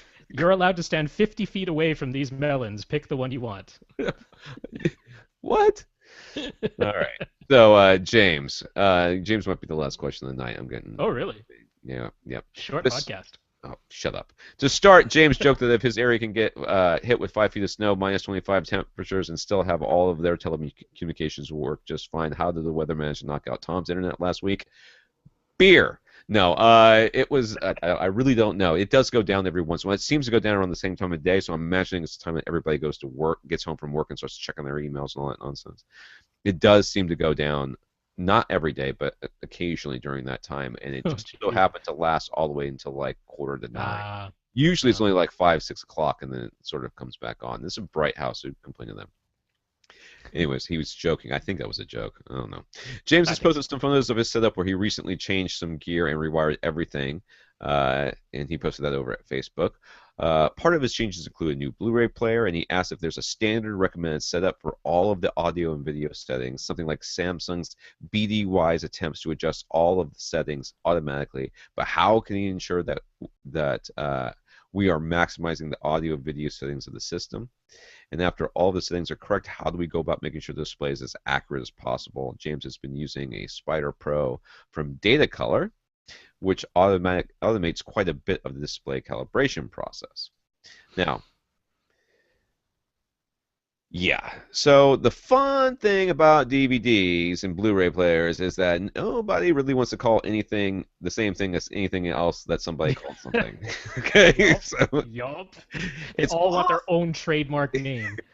It's awfully hard, and I discussed this in the podcast a long time ago, but there was a girl that one time was having a conversation with a friend of mine, and she wanted to get she was shopping for TVs, and Samsung had a specific name for something. No, Toshiba has a specific name for something. Okay. So she called up all the other manufacturers, says, do you have this? And they explained to her that that is a Toshiba thing. We have this other thing, which is the exact same thing. She's like, so you don't have it, do you? And they said, well, no, technically. Okay, then. Click. And then she called the next person. I'm like... So, yes, it's awfully hard to know exactly what to set up. in your Because Blu-ray also players. because some of the settings depend on your associated equipment. It depends on your AV receiver and your Yeah. television Yeah. as to the optimal settings that are coming out of the Blu-ray player. So yeah, as far as is there a standard output setting? No, because No. it does depend on what you're connecting it to. If you're yeah, Yeah. if you're going out via optical and not HDMI, well, it's a Right. little bit different of a setup. All right. Yeah. It's slightly different. And there's a lot of things like that that you have to kind of take into consideration. So, I mean, what you really want to do is, generally speaking, I like to do all the audio decoding at the player so that you get all the audio tracks. But you Uh, have to be darn careful with that. You have to sometimes read the manual really really carefully carefully. That's right. You turn because off your HDMI CECs. That's always yeah, kind of a good thing to do yeah. because that really kind of keeps you from having to donate to this podcast out of guilt when you say it's just HDMI CEC. You go, no, I knew that. And I mean, while we're at it, I'll say this BDYs thing. Oh, do I loathe that thing? I hate BDYs so much. Do you know what BDYs does? Every time you turn on your Blu-ray player, it sets the output to 480i. That's the first Nice. thing it tries. That's what comes up. So like most HDTVs, when they get that signal, they blink because they have to change over to their SD mode, and sometimes they'll put up the gray bars on the left and right. Like my Kuro display does that. Like it's the worst, man. It's the worst until it hopefully detects the correct settings and then it changes itself back over. And then your Like TV has to blink again. Yeah. like BDYs would be fine if it did it once. Like the first time you turned it on, it uses automatic setup to say, "Oh, here's the settings I need to use based on the AV receiver and the TV I'm connected to." Then I'd be like, "Great, good job, Samsung." No, it does it every time. Every time you turn it on, it goes Yeah. through the whole thing. So, nightmare. Hate that thing. Now, as far as making sure your display is as accurate as possible, we've talked about that a number of times on the podcast. He's doing something more than most people do. He's got a device, Spider Pro from Data Color, which will try to calibrate your display. I don't know, I don't remember the Spider. Is that the one with the suction cups and you stick it to the thing and then it? Yeah, it kind of used to be. They're on their fourth version of 4 Pro now, so it's Spider 4 Pro that they're on to now.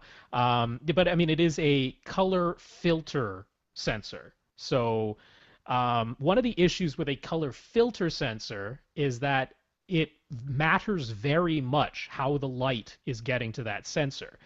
So for example, if you have a fluorescent backlight going through an LCD versus an LED backlight going to an LCD, a full array backlight versus an edge lit backlight going through an LCD versus a plasma versus a DLP display, like all of these things matter very much with a color filter sensor. Now, Spider Pro, they offer in their software sort of like generic profiles. So you tell it what kind of display it has, or I think the highest end version even tries to detect what kind of display it's been attached to Sure, and that's pretty accurate. adjust in there. But what professional calibrators do is they'll either use a spectrophotoradiometer for the entire thing, and that thing is just a sensor that takes the photons in directly and senses what nanometers of wavelengths it is Yeah, receiving. they're only So, about 20 grand, by well, the the super accurate ones are. There's way. ones for like $1,200 that are pretty okay. But the thing about those type of meters is that they're very, very slow. And particularly if you're trying to read low light levels, they don't do well with that at all. So down in the really, really low light levels, if you're trying to calibrate all of that, a spectrophotoradiometer is not your best tool. So what most pro calibrators will do is they'll have a spectrophotoradiometer, they'll create a calibration curve for a color filter meter. So they can sense what the display is putting out there, create a correction curve for their color filter meter, and then use that colorimeter to do all their regular measurements because it's much faster and works better in low light. So the Spider Pro is like, honestly, I mean, it's fine for a consumer level thing. Oh, It's yeah. fine, Oh, yeah. you know. But it's not what a professional calibrator would use. Yeah. So it's just having that slight distinction to it. But yeah, I mean, I don't have any issue with that per se. It's a pretty good meter that pretty much does the job and will correct your color. I mean, they talk about having like a Delta 3 or a Delta 5 as being pretty much your human eye can't really tell at that point. And it'll get you pretty close. All right, so on a completely different topic, we sparked some ideas for James during our hangout party a couple of weeks ago. I don't know if I was a part of that. I think I was.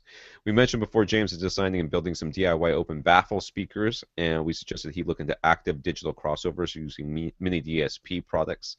James has been looking into this and wanted to share some links for anyone else who might want to try a similar project or follow along with what James will be trying. Part of his experiment will be using a small Class D amp with Bluetooth built right into it. We will share the link for that unit as well, and we've got a bunch of links here. Yeah, Lee was actually talking about that idea, like taking some older speakers, maybe even, replacing some drivers and just sort of making use of the cabinets, but then having something like a Bluetooth digital amp so that the speakers could kind of stay on their own, not even have to be connected to any audio system, and you could just use them, with your phone or something like that. It's kind of a cool idea that you can have these little Class D amps now with Bluetooth built right into them. So kind of neat. Sweet. I don't mind that idea. Yeah. You're creating your own self-powered wireless speakers. There you go. Jim. Jim has heard us praising... Just before, I just wanted to quickly on James's thing about the Blu-ray output settings, just in case anyone wonders. Yeah, if your TV can handle it, I would set it to 1080p 24 output.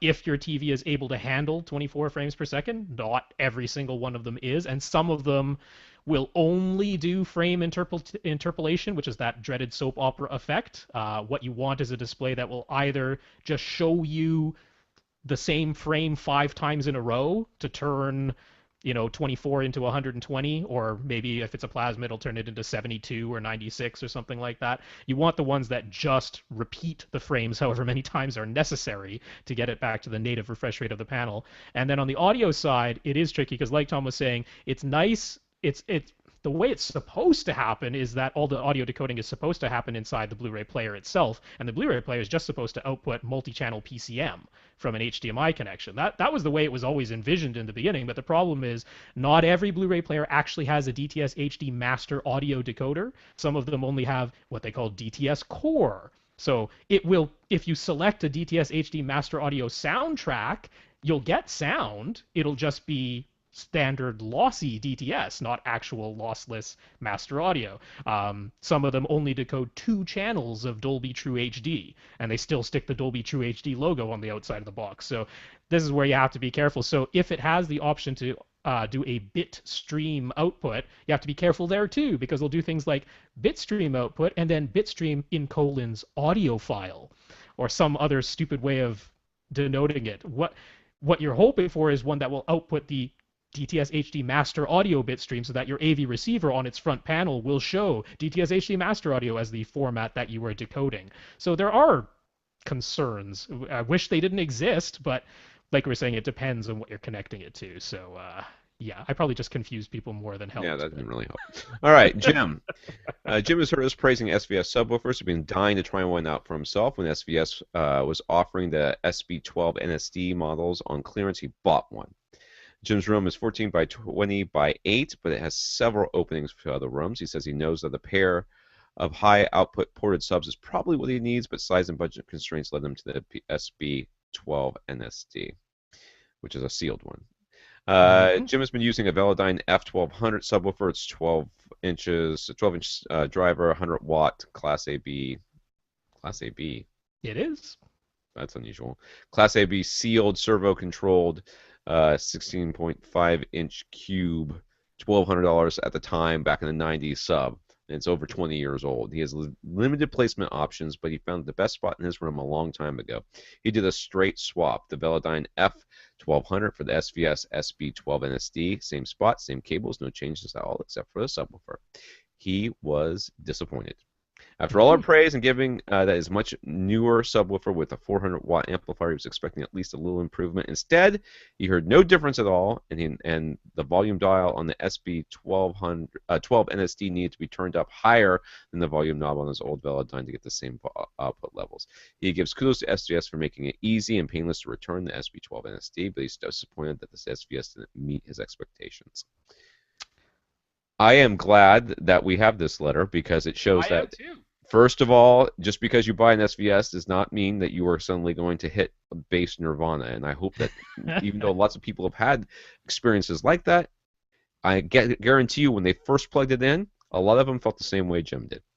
Okay, they started moving things around and changing things, and then they realized what they were, what they ended up telling us, which is how great everything was. Now, it could very well be that Jim has found the best place in his room for a subwoofer, and by best, it probably means best given the possible locations. Yeah, he said he had like 3 spots in his room where the subwoofer possibly could live. Yeah. So out of those 3 spots, this was the best one. This was the best. That's fine. That's how it is sometimes. Perfectly reasonable. Believe me, I've been in that situation many, many times in my life, and I'm sure I'm going to be in that situation again someday.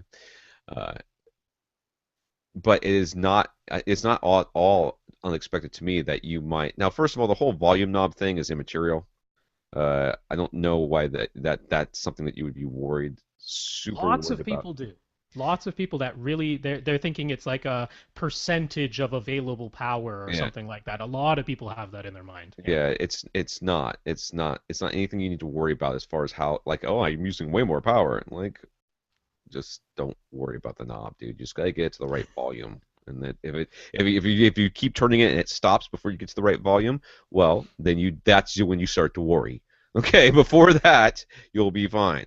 But not hearing a difference or much of a difference just tells me more than anything that the room is making the biggest difference on the sound of your bass, far more than your subwoofer is.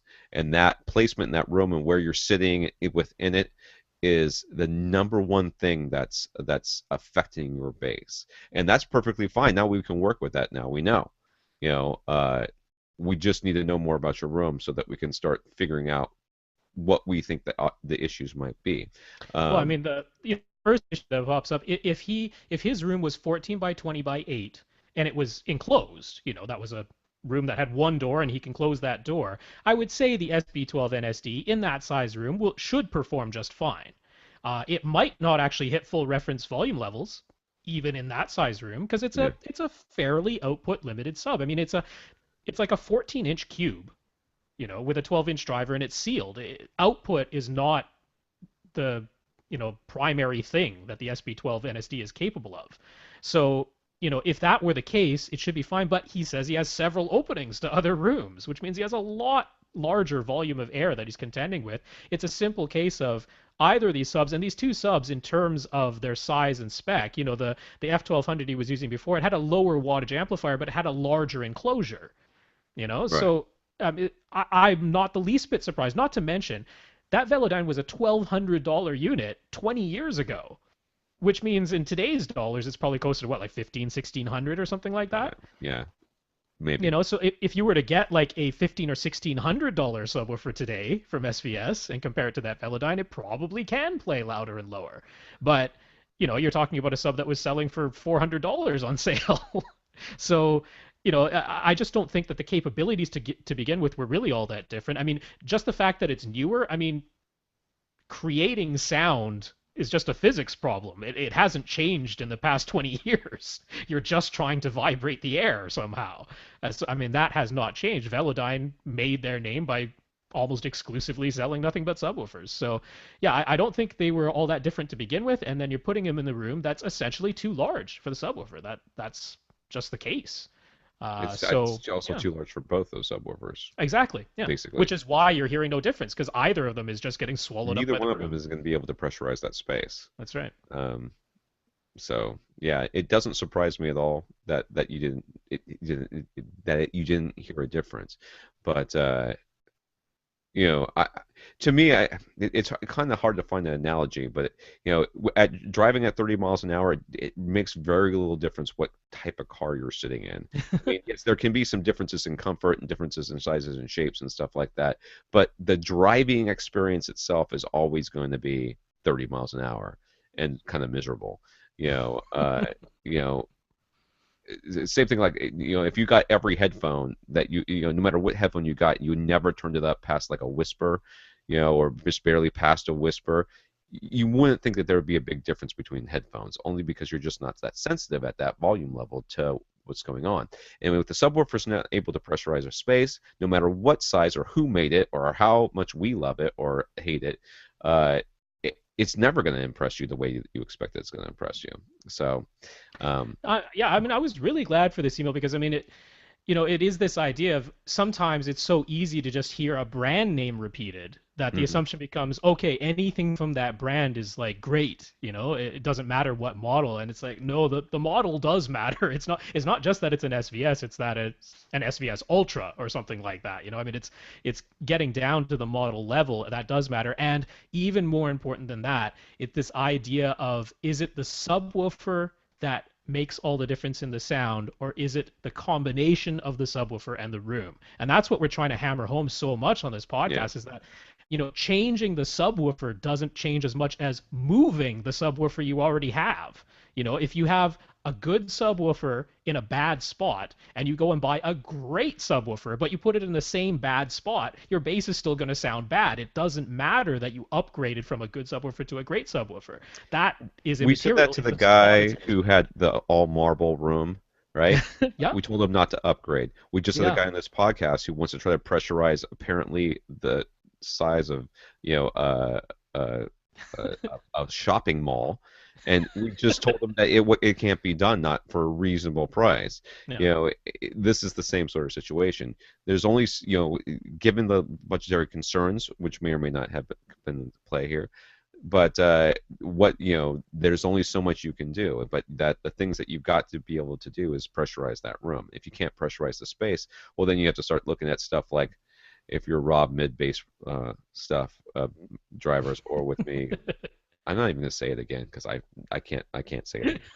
You It's can too do that painful. thing that I that shall not be said, not be spoken of ever again. And I didn't say it. And if you say I said it, you're a liar. All right.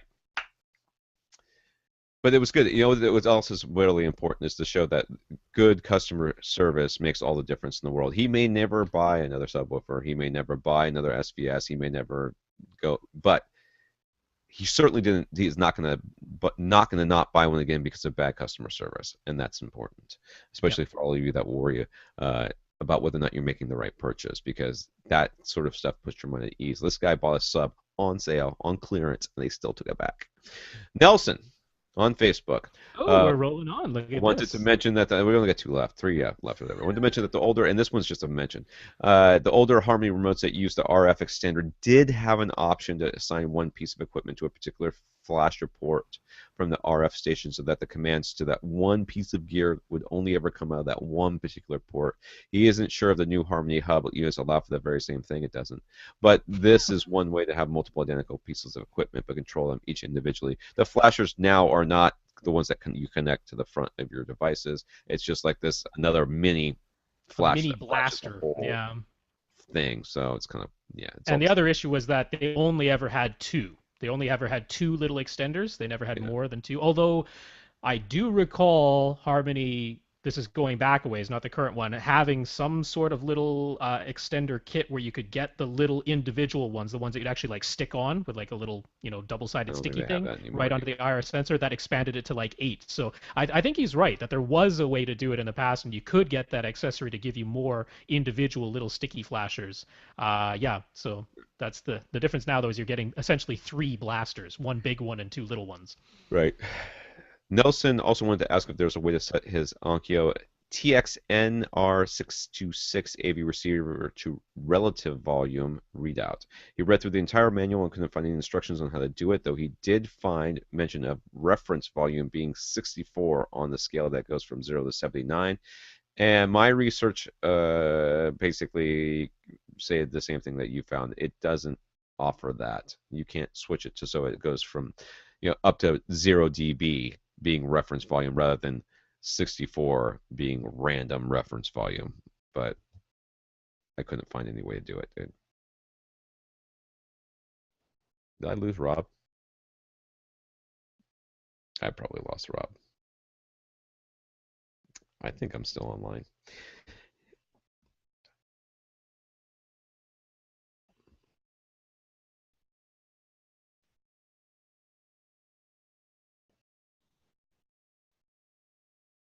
I wonder who is being recorded now. Is it me?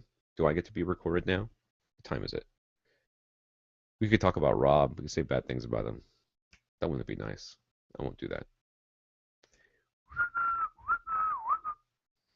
entertaining things I should be saying right now are I would like to send this email. I have to respond to an email, but I'm not allowed to because I'm doing a podcast. We only have 2 questions left. Jared and Jordan.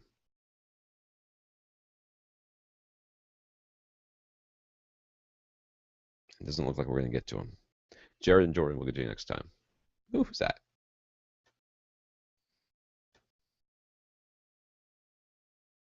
Yay, me. I'm still online, Ray says. Well, hopefully Rob will be back online in just a second, and we can finish this podcast for the 15 viewers that are out there. I don't want to have to finish it by myself. If anybody's got a question, this should be a group chat. Isn't there a group chat? There he is. Rob's back. Rob's here twice now.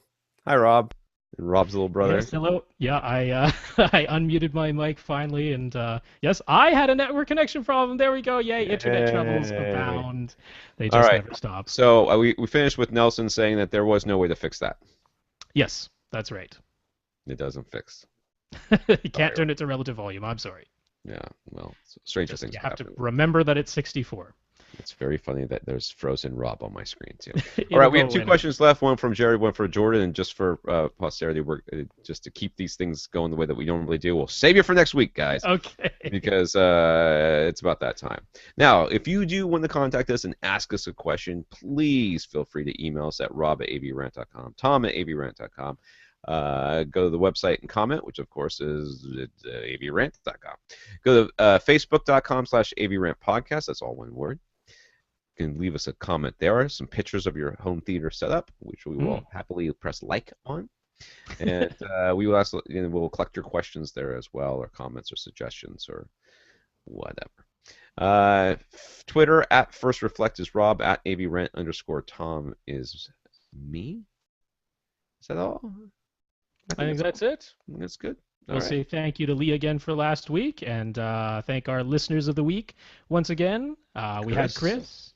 Who else we have here? I got to scroll to the top. Jonathan, Dan, Thomas, Don, and Bob. For all of our listeners of the week. Thank you, guys. We really appreciate it. It's your support, either financial or through emails to people that you've bought things from. All those things help get the word of this podcast out, and we really do appreciate it. It's keeping us chugging along. Mm-hmm. All right.